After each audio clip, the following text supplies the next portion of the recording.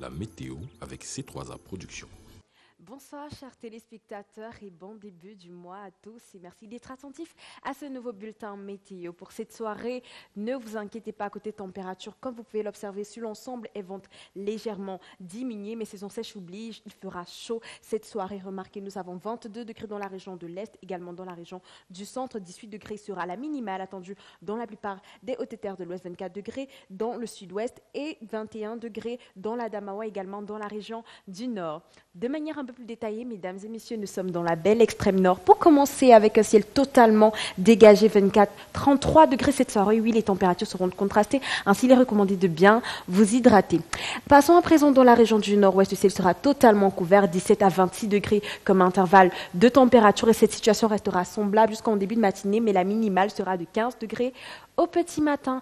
Terminons enfin dans la région de l'Est. Vous pouvez l'observer à Bertoua, Batouri, à Bomban, Yokadoma. Le ciel sera couvert.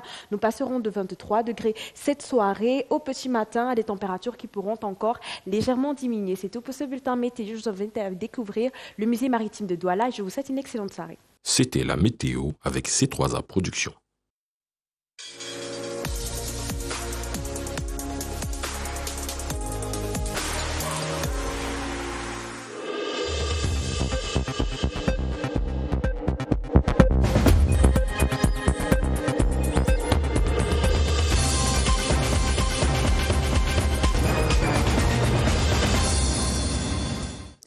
Mesdames, Messieurs, bonsoir. Voici les titres du journal.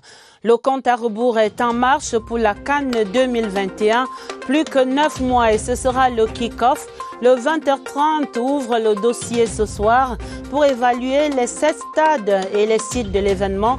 Le tour des villes de la CAN à suivre dans ce journal.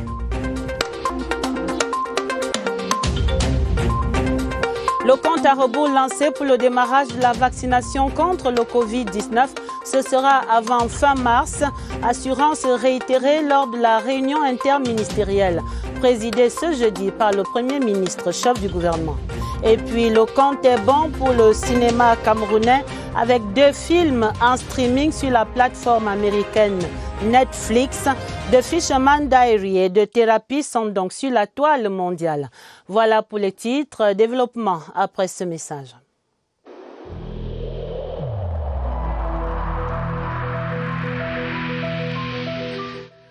Je vous exhorte de nouveau à porter vos masques, à vous laver régulièrement les mains et à faire appel à un médecin ou à tout autre personnel de santé au cas où des symptômes apparaissent.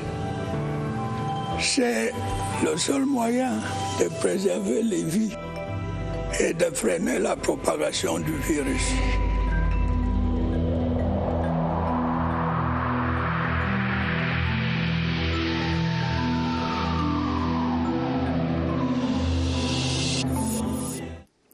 Alerte générale contre le coronavirus.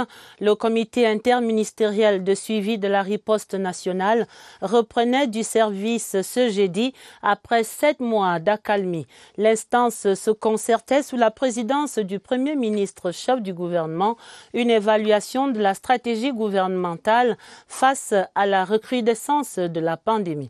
Au terme de ces travaux, Joseph Dion Gouté a prescrit la remobilisation et la sensibilisation tous azimuts, le choix également très urgent d'un vaccin adapté au contexte du Cameroun. Reportage à l'immeuble Étoile, Laurentine Bokono. La situation est préoccupante. 3524 cas actifs recensés à la date du 3 mars 2021, dont 350 en unité de prise en charge et 67 sous oxygénothérapie. Mais elle reste sous contrôle. Les lits sont occupés à un peu plus de 11%.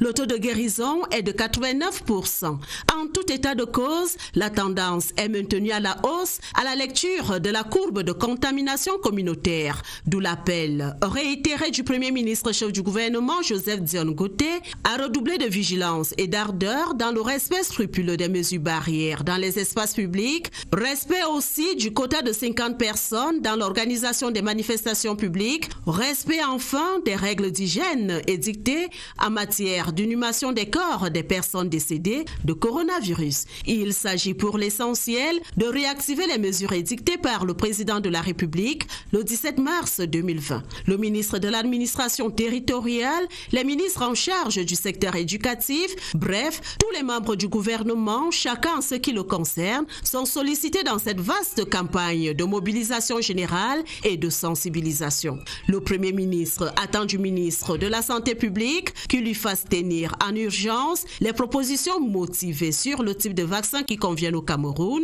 et la campagne de communication subséquente. Au-delà de ce quadrillage, c'est chacun qui se protège individuellement et protège les autres. C'est donc de nouveau le branle-bas au niveau du gouvernement et l'information reste la clé de voûte de cette riposte nationale contre le Covid-19 et c'est ainsi qu'au ministre de la Communication, le Premier ministre chef du gouvernement prescrit de poursuivre et d'intensifier la sensibilisation déjà engagée en mobilisant davantage les médias privés et publics ainsi que les relais communautaires. La présence du directeur général de la CRTV, Charles Ndongo, et du directeur général de la SOPECAM, Marie-Claire Nana, à ces travaux, augure déjà de l'intensification de la campagne à travers ces deux médias. Cette mobilisation et ses modalités, voici les explications du ministre René Emmanuel Sadi. C'est un extrait sélectionné par Laurentine Bokono.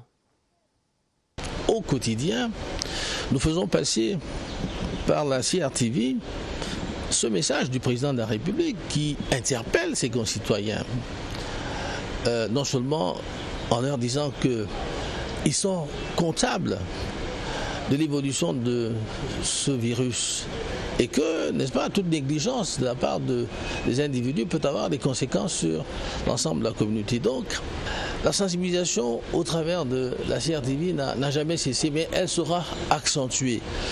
Le Premier ministre, chef du gouvernement, vient de donner encore des directives bien précises là-dessus à la CRTV. La SOPECAM également, qui est un organe public, sera mise à contribution. Mais comme je l'ai toujours dit, les médias...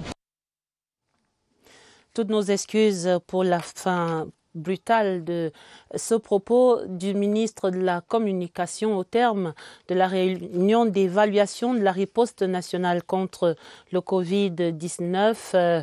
Vous l'entendrez certainement plus longuement dans nos prochaines éditions. Nous allons voir à présent où en sont les établissements scolaires dans cette riposte globale contre le coronavirus. Après la forte mobilisation constatée à la rentrée des classes, les dispositifs de prévention et les mesures barrières ne sont plus guère d'actualité et là où des modalités existent, elles n'entrent pas toujours dans les réflexes quotidiens des élèves. Enquête à Yaoundé, Franck Evina. Lycée technique de Yaoundé 2, Madagascar. Comme tous les jours, depuis la résurgence des cas de Covid-19, le proviseur fait le tour pour réactiver le dispositif de prévention. Chaque vendredi, il y a une équipe de l'hôpital de district de la CITEVET qui vient ici pour dépister nos personnels. On a ajouté 2 gardiens pour faire 6, pour veiller. 2 uniquement sont là pour veiller à ces élèves-là qui ne veulent pas mettre le cache-nez. De la rigueur, il en faut aussi dans ce complexe scolaire. Port du masque, lavage des mains, distanciation physique exigée, mais pas toujours appliquée. De toutes les mesures barrières que nous connaissons, je pense que celle qui semble être la plus difficile à faire respecter, c'est certainement la distanciation. Le corps enseignant doit alors monter la garde avec l'appui des parents, comme dans cet établissement, avec internat. Nous avons alerté tous les enseignants de suivre ces élèves parce qu'ils ont tendance à oublier. Quand les parents ont amené les enfants, ils ont apporté assez de masques. Dans les établissements à effectifs pléthoriques, le système de mi-temps reste de mise.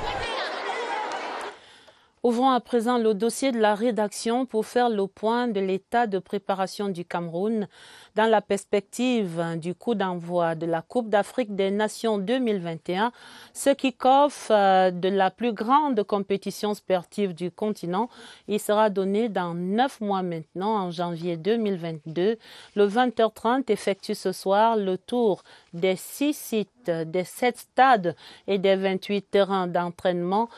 Première escale, Yaoundé, la capitale où la priorité est maintenant donnée à l'achèvement du complexe sportif d'Olembe, également à la remise en service du stade militaire. Germain Noël Essengue fait le point. Yohan Ropita Lessera, le chef de projet du complexe sportif d'Olembe, a accueilli avec plaisir le reste des financements de l'ouvrage. Ça va nous faire du bien, nous sommes des bâtisseurs, il n'y a rien de pire que d'attendre du matériel pour bâtir. Nous attendons imminemment les fonds qui devront arriver en mai ou avril. McGill Construction peut désormais établir un nouveau planning. À ce jour, les lots technologiques ont avancé. La phase 1 est au niveau des finitions. Le stade principal est à 80% d'avancement avec une livraison en novembre 2021. Au sujet de l'hôtel et du centre commercial, respectivement, ils sont à 60% et 70% d'avancement avec également une livraison dans le même délai que le stade principal, c'est-à-dire en novembre 2021. Au stade militaire de Yaoundé, la pelouse est de retour après sa dégradation dans le cadre de la riposte contre le Covid-19. Pendant la période du Covid, le ministre d'État, secrétaire général à la présidence, avait donné des instructions fermes qu'après le démantèlement, qui est la reprise immédiate de l'ère de jeu. L'infrastructure sera bien au rendez-vous de la CAN au titre des sites d'entraînement. L'ère de jeu sera fonctionnelle ici à partir du mois d'août 2021.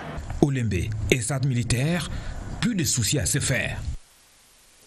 Cap à présent sur Garoua, c'est l'un des sites pour cette CAN 2021. Là-bas, le stade Roum-Deadja est totalement livré. Les 2 stades d'entraînement sont en cours d'achèvement. La voirie de la ville également poursuit sa mue, tout comme les infrastructures hôtelières. Retrouvons dans la capitale régionale du Nord, Luc Periwanji. Au plan des infrastructures sportives, un peu plus de 4000 mètres carrés sont aménagés en ce moment autour du stade Roum-Deadja pour servir de parking. 2 des 4 stades prévus pour la CAN à Garoua sont déjà livrés et exploités. Les 2 autres font actuellement l'objet de travaux de finition et si l'on en croit les autorités de la ville, ces joyaux déjà réalisés à 90% devraient être réceptionnés courant 2021. 2021, 5 stades d'entraînement, dont un qui est déjà achevé et réceptionné. Le principal stade même, celui de Roum-Deadja, est achevé, réceptionné, fonctionnel. La ville sera dotée des très grands hôtels de qualité aux standards internationaux. Sur le site du nouveau hôtel Benoué, fleuron des établissements hôteliers dans la région du Nord, c'est désormais portail fermé, sécurité renforcée, plus un seul mot à la presse. Rendez-vous est pris à la livraison du chantier, confie Off, les plus hauts responsables de l'entreprise en charge de la réalisation de cet ouvrage. Sa livraison va définitivement lever le doute sur la disponibilité des 4 hôtels retenus pour la CAN 2021 à Garoua, le relais Saint-Hubert et le motel Plaza étant déjà fonctionnels. L'éclairage public renforce son dispositif. Aux 21,2 km de route bitumée en 2020, il faut ajouter 2 autres réalisés au cours des 2 premiers mois de l'année 2021. La voirie urbaine de Garoua fait ainsi sa mue et chante la paume à ses prochains visiteurs. À l'ouest, Bafoussam brille également de 1000 feux. La ville est quasiment prête pour accueillir cette grande fête du football continental. Le gouverneur Awa Fonka Augustine, qui préside le comité régional, est optimiste. Il prépare une évaluation générale cette fin de semaine. Retrouvons à Bafoussam Wilfried Koto. Ça roule sur de l'enrobé à Bafoussam. La quasi-totalité des routes liées à la CAN Cameroun 2021 sont opérationnelles dans la région de l'Ouest. Nous sommes en train de finaliser la descente des ACAM qui pose énormément pour des problèmes pour arriver au stade de Kwekon. À Bangou, qui part dans le hôtel où les commissions avaient validé, les travaux sont avancés. Au niveau des infrastructures sportives, les stades Omnisport de Kwekon, Bamendi Nandi à Bafoussam, Fotso Victor à Banjul, l'Arena Stadium à Mbouda et en bonus, Stoket à Bafoussam sont opérationnels. Il y a d'autres stades supplémentaires qui sont en construction pour pouvoir pallier à toute éventualité. Il s'agit du stade municipal de Bafan, qui est très proche de l'hôtel La Vallée des Bana. En cours d'installation au stade Omnisport à Kwekon, les tourniquets. Faut tout de même songer à une extension de la toiture sur la tribune ouest, où se trouve la loge présidentielle et l'espace média. Les hôtels Zingana à Bafoussam, Tajidor à Bangou et la vallée de Bana n'attendent plus que le jour J. L'hôtel Bantou à Bafoussam, qui vient en bonus, est en cours de construction. Au centre hospitalier régional de Bafoussam, les 14 bâtiments R+1 et les 3 bâtiments annexes ont surgi de terre. Bafoussam la Belle, ville haute, s'emploie à coller à ce slogan lors de cette CAN Cameroun 2021.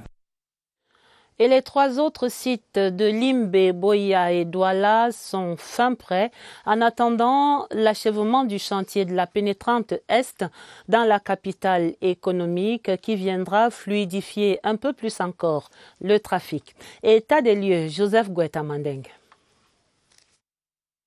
Le stade de la réunification de Douala, ici en image, sera un terrain d'entraînement pendant la Coupe d'Afrique des Nations de football au mois de janvier prochain. C'est dire que l'offre en infrastructures sportives pour la CAN à venir est au-delà des attentes. Les sites de Douala et Limbe-Boya présentent toute une panoplie. Le stade de Japoma, avec tous ses accessoires, sera l'une des grandes découvertes des délégations qui y seront affectées. Le stade omnisport de Limbe, qui surplombe l'océan Atlantique, est un apport supplémentaire dans le registre du tourisme dans la région du sud-ouest. À côté de toutes ces beautés, les sites de Douala et Limbe-Boya disposent de 12 stades de football pour compétition et entraînement. La fête du football africain au mois de janvier 2022 se fera aussi avec les villes de Douala, Limbe et Boya.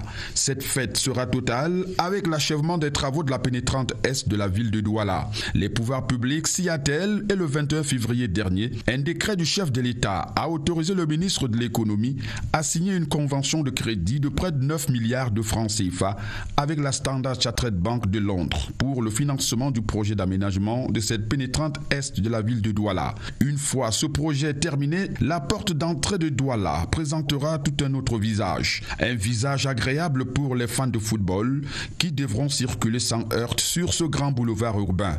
La CAN, c'est dans 10 mois au Cameroun.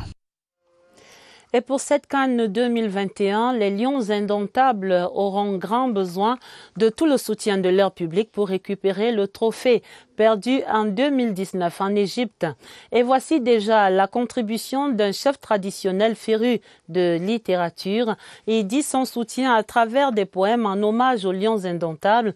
Le recueil Hommage aux Lions et autres poèmes de Sa Majesté Pius Abanda était présenté au public ce jeudi au Centre culturel camerounais. De belles strophes à découvrir sous la plume de Georges Marcel Messila. Là où beaucoup d'autres ont choisi la musique pour célébrer l'équipe nationale de football, le chef de groupement Vobelinga a opté pour la prose. Une vingtaine de poèmes tout aussi exaltés les uns que les autres. Cette équipe en partance du Gabon n'inspirait vraiment pas la confiance. Au terme de la victoire ce soir-là, que les gens se sont rendus compte que c'était une équipe forte. Et les mots pour le dire sont servis au lecteur sous la forme de rimes croisées, véhiculant l'attachement de l'auteur pour son équipe de cœur et son bonheur à relater ses inoubliables exploits. Un engagement salué par la critique. Il est très important que nous marquions cette histoire-là, qui est fugace. Elle risque de s'en aller si nous ne l'avons pas consignée quelque part. Dommage qu'on ait vu aucun Lions indomptables dans les salles. Peut-être se rattraperont-ils dans les prochains jours en librairie. Tout à fait autre chose à présent et nous parlons de la 36e édition de la Journée internationale de la femme à l'Assemblée nationale ici à Yaoundé. Il y avait vernissage de l'exposition intitulée « Sur la route du leadership féminin au Parlement ». C'était au Musée national où le secrétaire général Gaston Komba a découvert l'exposition. Il salue l'initiative en présence de nombreuses personnalités et des femmes parlementaires de la première à la 10e législature. Découvrons cela avec Pulchéri Até. L'exposition sur le leadership féminin au Parlement retrace de manière exhaustive à travers des tableaux colorés les différentes étapes de l'histoire des femmes au Parlement camerounais. Les premières images montrent une entrée timide avec une faible représentativité des femmes de la première à la 7e législature. 7 femmes seulement sur 120 députés et une seule comme membre du bureau. Si je suis encore active, c'est grâce à tout ce que j'ai pu récolter comme leçon à l'Assemblée nationale. Le véritable saut quantitatif, c'est à partir de la 9e législature où l'on passe de 56 à 61 femmes députées sur les 180 que compte l'Assemblée nationale. Un chiffre important, mais encore insuffisant. S'il y a eu des moments de recul, on voit très bien que depuis la 8e législature, qu'il y a une conscience politique de renforcer le leadership féminin. Et ça, c'est un engagement du président de la République, Paul Biya. De belles pages donc de l'histoire de la femme au Parlement à découvrir au Musée national tout au long de ce mois de mars. Au ministère des Postes et Télécommunications, le numérique est, on dirait, naturellement au cœur des activités pour cette édition de la Journée internationale de la femme. Un festival dénommé Femmes numériques se tient ainsi depuis ce jeudi et il courra jusqu'au 8 mars. Cette 3e édition était ouverte par le ministre Minette Libom Liliken. L'objectif du festival, Irène Ndjanafouda. Ces femmes, happées par le virus du numérique, veulent élargir le cercle à leurs semblables pour réduire la fracture numérique du genre. Elles se sont donné rendez-vous au festival Femmes numériques pour relayer le message en présence de la ministre des Postes et Télécommunications, marraine de l'événement. Avec le numérique, il n'y a pas de barrière genre. C'est un cerveau, une volonté et des outils. La veille de la Journée internationale de la femme, c'était l'occasion de commencer cette sensibilisation. Il s'agit pour ces Amazones qui se familiarisent avec les métiers du numérique de ratisser l'âge. On utilise essentiellement le e-learning pour former les femmes, mais également à travers les campagnes de sensibilisation dans les écoles. L'agent féminine est donc invitée à suivre le bon exemple afin de favoriser l'inclusion numérique du genre au Cameroun. Et une belle rose se distingue dans ce beau bouquet féminin. Sous les feux de la rampe ce soir, une jeune femme de 37 ans qui affiche déjà une riche carrière universitaire. Le professeur Elisabeth Yaoudam est chef du département des enseignements généraux à l'Institut universitaire des technologies de l'Université de Ngaoundéré. Son portrait signé Salomon Kankili Babale de Siar TV Adamawa. Femme d'action, esprit brillant, universitaire de talent, les mots pour décrire la personnalité et les potentialités du professeur Elisabeth Yaoudam arrivent aisément lorsqu'on partage son quotidien. Je m'investis dans l'action en matière d'enseignement et de recherche. Je m'investis également dans l'action sociale pour être utile. Je pense en tant qu'Africaine, camerounaise et femme de l'extrême nord, il est temps de sortir des carcans idéologiques pour se penser comme une pièce importante d'un puzzle humain.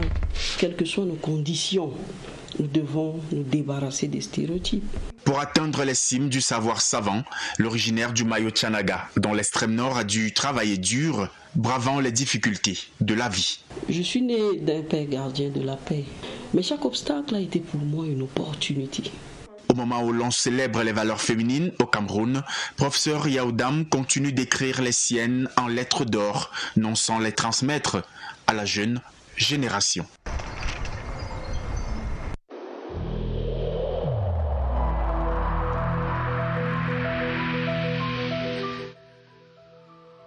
Malgré nos efforts, le Covid-19 a endeuillé de nombreuses familles et provoquer de graves difficultés dans le fonctionnement de notre économie et de notre société.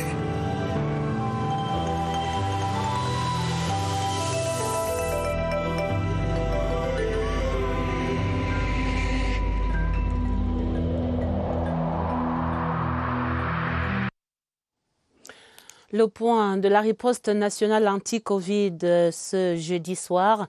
Vous le savez, cela fait pratiquement un an que la pandémie sévit au Cameroun. Une année après, cette pandémie continue d'être aussi mortelle qu'au premier jour et même la virulence s'est aggravée. Il faut donc renforcer les mesures barrières, on ne le dira jamais assez. Et c'est le propos également de l'invité de Évariste Eyenga, notre reporter que nous retrouvons immédiatement au centre des opérations d'urgence de santé publique à Yaoundé. Bonsoir Évariste. Bonsoir, tout est allé vite, décidément, bientôt un an que le coronavirus Covid-19 a pointé ses tentacules insidieuses au Cameroun.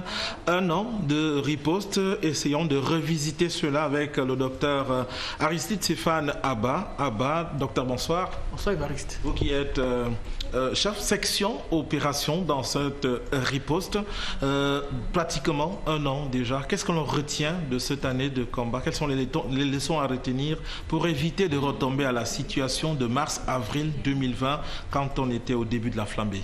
On doit exactement reprendre et suivre les mesures édictées par le gouvernement, les 13 mesures barrières qui ont été prises dès le 18 mars 2020. Alors, tous ces messages avaient déjà été passés pendant un an, mais on est toujours au front du combat. Que faut-il ajouter?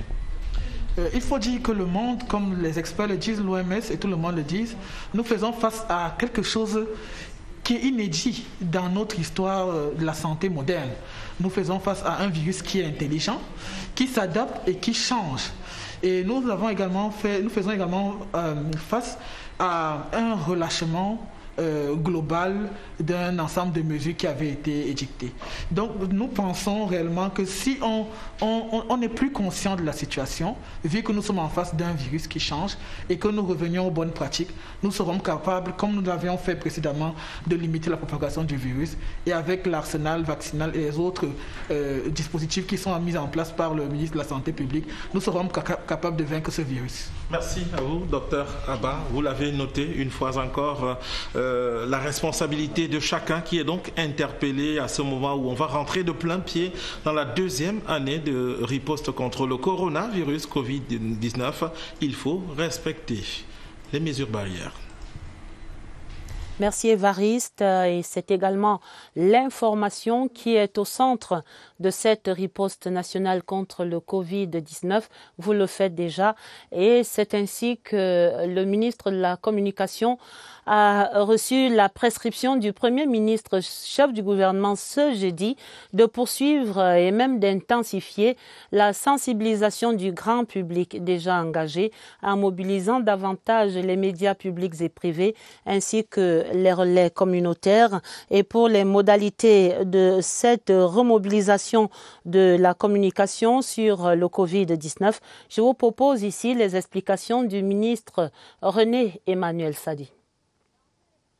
Au quotidien, nous faisons passer par la CRTV ce message du président de la République qui interpelle ses concitoyens, non seulement en leur disant qu'ils sont comptables de l'évolution de ce virus et que, n'est-ce pas, toute négligence de la part des individus peut avoir des conséquences sur l'ensemble de la communauté. Donc, la sensibilisation au travers de la CRTV n'a jamais cessé, mais elle sera accentuée.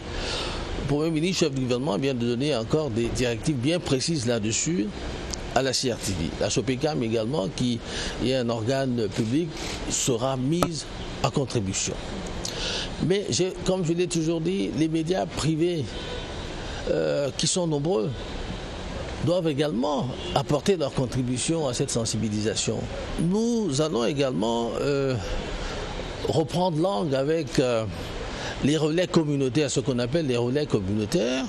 Ce sont les leaders d'opinion, ce sont les leaders religieux, ce sont les associations, la société civile, etc., tous ceux qui, les chefs traditionnels, tous ceux qui ont voix au chapitre, tous ceux qui ont une influence sur nos communautés. Et voici la contribution de l'Agence de coopération internationale allemande pour le développement, la GIZ, aux côtés de la Fondation médicale Ad-Lucem. Ils font bloc contre le Covid-19. Les deux structures ont lancé ce jeudi l'initiative Zéro Covid.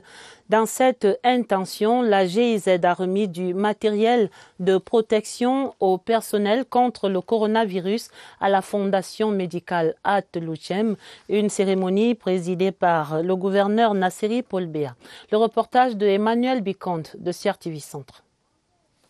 Pour cette phase, la GIZ a voulu concentrer ses efforts et focaliser ses actions sur le personnel de santé de la Fondation médicale Ad-Lucem, personnel qui se trouve en première ligne dans la lutte contre la pandémie à coronavirus. Pour cela, elle vient d'accorder une subvention de près de 65 millions de francs CFA à cette fondation médicale qui compte à ce jour plus de 40 structures sanitaires à travers le pays. On leur a demandé de bien utiliser à bon effet. Parce que si on leur donne ça et qu'ils aillent mettre dans un magasin et que ça dorme là, ça ne vaudra pas la peine. C'est une initiative qui mérite d'être félicitée. Corona existe et c'est réel. Cette deuxième vague est très forte. Ça doit être ralenti par nos actions. Le personnel de cette fondation médicale s'engage ainsi à ne pas faillir à son devoir. En santé, on parlait également ce jeudi à Yaoundé de la mortalité maternelle et néonatale. C'était la 6e édition des petits déjeuners du C2D et c'était l'occasion également de mieux appréhender le chèque santé comme contribution de ce C2D à la réduction de la mortalité maternelle et néonatale au Cameroun, précisément dans le Grand Nord. C'était l'un de ces rendez-vous périodiques des acteurs du contrat désendettement-développement avec la presse nationale. Jean-Pierre Congé. Des femmes qui meurent en donnant la vie ou des enfants qui trépassent à peine nés, ce drame, de nombreuses familles camerounaises le vivent au quotidien, surtout dans les 3 régions septentrionales. Avec 782 décès pour 100 000 naissances, chiffre de 2011, le Cameroun était très au-delà de la moyenne africaine qui se situe entre 450 et 480. C'est pour inverser la courbe que le programme C22 Santé a mis en place le chèque santé depuis 2015 dans les régions du nord, de l'extrême nord et de l'Adamawa. Depuis lors, c'est 36 milliards de francs CFA que le C2D a injecté dans cette lutte et les résultats ont suivi. 2011, on est à 782 décès par 100 000 naissances vivantes. En 2018, on est à 467 décès pour 100 000 naissances vivantes. Le chèque santé, c'est une contribution de 6 000 francs CFA qui donne droit à un package qui comprend le suivi de la grossesse, les échographies, l'accouchement et le suivi du couple mère-enfant pendant 42 jours après la naissance. Je vous le disais en titre, les 2 films camerounais de Fisherman's Diary et de Thérapie sont désormais disponibles sur la plateforme internet américaine Netflix. Les 2 films camerounais ont été sélectionnés par cette multinationale spécialisée dans l'exploitation des œuvres cinématographiques et télévisuelles en ligne. Un couronnement rendu possible aussi grâce au respect des normes internationales dans la production de ces films. Et c'est là une reconnaissance pour le cinéma camerounais. Sidoine Monkam. Le groupe américain Netflix ouvre son réseau au cinéma camerounais. Les films de Fisherman's Diary, sortis en 2020, et de Thérapie sont les 2 sélectionnés sur la plateforme numérique mondiale. Le géant de la vidéo à la demande, créé en 2017, l'a fait savoir dans plusieurs tweets. C'est une très grande fierté pour le cinéma camerounais, ça c'est une très grande fierté pour le Cameroun. Et en tant que le lion indomptable du cinéma camerounais, on va continuer à travailler très très dur pour mettre le drapeau de Cameroun en haut. Le Cameroun est sélectionné aux côtés d'une dizaine d'autres pays d'Afrique subsaharienne et du Nord. Cette plateforme, présentée comme le nouveau réseau global de télévision sur Internet, compte un peu plus de 200 millions d'abonnés à travers le monde. La sélection des films obéit à une longue procédure selon les standards et critères établis par la multinationale américaine. La qualité de l'image, du son, des acteurs et les thématiques sont quelques éléments qui ont propulsé les 2 longs métrages camerounais. Le Cameroun fait partie des Happy Few qui garnissent le bouquet Netflix. Une fierté. Le ministre de l'Emploi et de la Formation professionnelle poursuit son plaidoyer pour une meilleure insertion professionnelle des jeunes. La 3e étape de son périple à travers les entreprises de la région du Centre a conduit ce jeudi Satiroma Bakari et sa délégation à la direction générale de la CNPS, une séance de travail conclue par une convention de partenariat. Christelle Fouda raconte. Le ministère de l'Emploi et de la Formation professionnelle, désormais partenaire de la Caisse nationale de prévoyance sociale pour une meilleure insertion professionnelle des jeunes dans les secteurs porteurs de croissance. La CNPS, c'est 2300 personnels, plus les 300 ou 400 stagiaires qu'il reçoit, tous soumis donc à la formation professionnelle. Cette institution donc est à la hauteur des défis présents et futurs. Je veillerai à ce que cette convention produise tous les effets escomptés. Balle saisie au rebond par le top management de la CNPS, résolu à implémenter la politique gouvernementale en matière d'emploi jeune. C'est une grande première qui honore tout le personnel de l'organisme. Nous allons naturellement nous accrocher parce que c'est quelque chose de très utile, de très efficient, aussi bien pour la CNPS que pour l'ensemble des jeunes, des travailleurs camerounais. Suite et fin de plaidoyer du ministre de l'Emploi et de la Formation professionnelle au sein des entreprises de la cité capitale ce 5 mars 2021. En nécrologie, cet hommage à un consultant des questions économiques décédé le 9 février au terme d'une longue maladie. La dépouille du docteur Ariel Nyitendem est élevée ce jeudi à Yaoundé. Il sera inhumé ce prochain week-end dans la Ménois, dans la région de l'Ouest. L'universitaire était connu pour ses prises de position sur les plateaux de télévision, ses consultations également au sein des administrations. Voici l'évocation de l'homme et de son œuvre avec Cyril Kingembepe.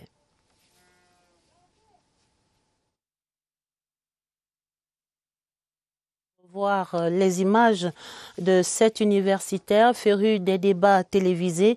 C'est l'hommage du public et de la CRTV ce jeudi à Ariel Nyitendem, décédé le 9 février. Il sera donc inhumé dans la Ménois ce prochain week-end. C'est dans la région de l'Ouest. Si cela est possible pour la technique. La technique qui me fait signe que non, ce sera certainement dans nos prochaines éditions. Et c'est la fin de ce 20h30. Le journal préparé avec la collaboration de Joël Igor Abanda et de Augusta Ngononga. Vous aurez d'autres informations sur cette antenne au journal de minuit présenté par Sadou Mamoudou et Elvis Teke. Retrouvez immédiatement le magazine Discovery. Et pour les éditions du week-end, dès demain vendredi au 20h30, vous serez en compagnie de Karine Olive Yabit. D'avance, un excellent week-end et à lundi, 20h30.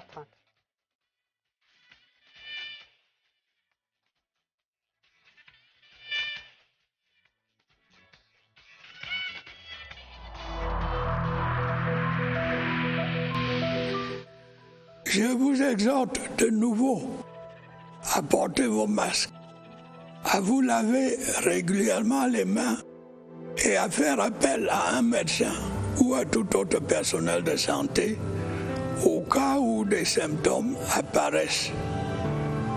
C'est le seul moyen de préserver les vies et de freiner la propagation du virus.